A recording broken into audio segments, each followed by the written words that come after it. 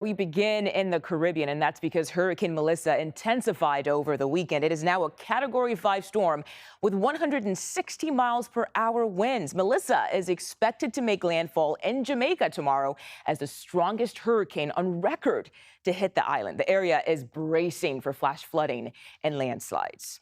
And we know residents there are stocking up in supplies and making other last-minute preparations. Businesses are boarding up windows, and tourists just over the weekend, they hustled to make their way off the island. Jamaica's two main international airports are closed ahead of the storm. Well, the look of how things is going right now and how I see the sky and the weather coming in, I think this one is different. I think we're definitely gonna have this one gonna impact us hard. Usually when they see a storm is coming, usually it doesn't hit us. We don't get the full impact. So me personally, I've never witnessed a hurricane that has damaged Jamaica. So I'm not sure if I'm scared because I don't know what to expect.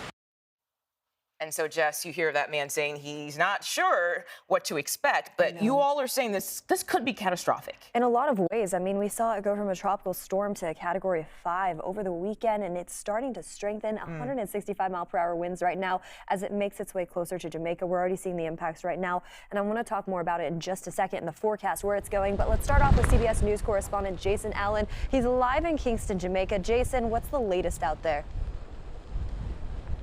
Hey, Jess. So we're really starting to get some very gusty winds, and we felt them really increase throughout the morning hours. Okay, so that's starting to build some swell along the Kingston waterfront. This is a little bit deceiving what you see here because there's kind of a barrier island that the airport is built up out here, and that protects some of that bigger ocean swell and surge from coming in. But we've got very strong winds. The mountains have taken a little bit of punch out of the rain so far, but that's going to change as the wind direction, the storm direction change. When that wind and that rain starts coming out of the south, we expect it to really start to pick up here in the Kingston area. You can tell that already. So how are officials on the island helping prepare the residents?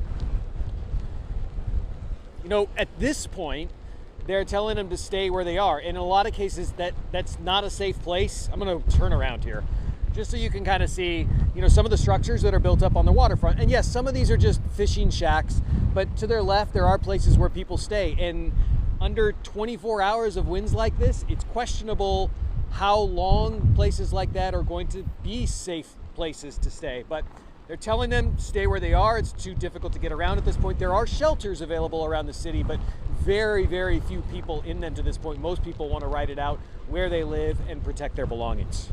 We're continuing to keep a close eye on them, and they're in our hearts right now. Jason, you as well. Jason Allen, thank you so much.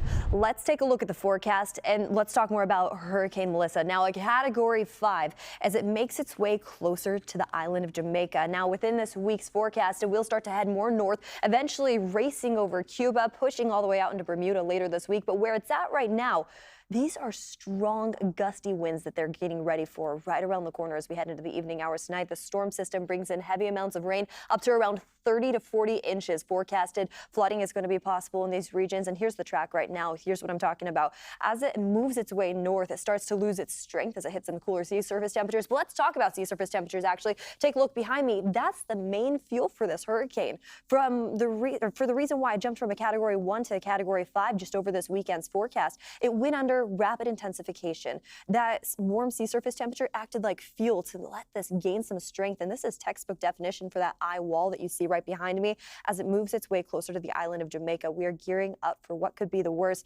And another thing to mention, too, with this strong hurricane, it's the 13th named storm this season for the hurricane season, but it's only the 4th major hurricane. And that's the reason why we're keeping a close eye on it, because as it makes landfall over Jamaica, eventually into Cuba, we already have those tropical alerts in effect right now, issued by the National Hurricane Center. But what we're keeping a close eye on, of course, is the rainfall totals and those strong winds that are going to whip up as we head into the next 5 days. Like I said, up to around 30 to 40 inches possible throughout the island of Jamaica and throughout eastern portions of Cuba, as that's where the track is going to lead into this weekend's forecast. Just by Wednesday, 110-mile-per-hour winds are still forecasted at the center of that storm, keeping it at it close to around a Category 2 as it moves over Cuba. It'll start to lose some strength as it moves its way closer to Bermuda, but this is going to impact lots of people as we head into the coming days, and we're keeping a close eye on them. Mugo? All right, Jess, thank you so much.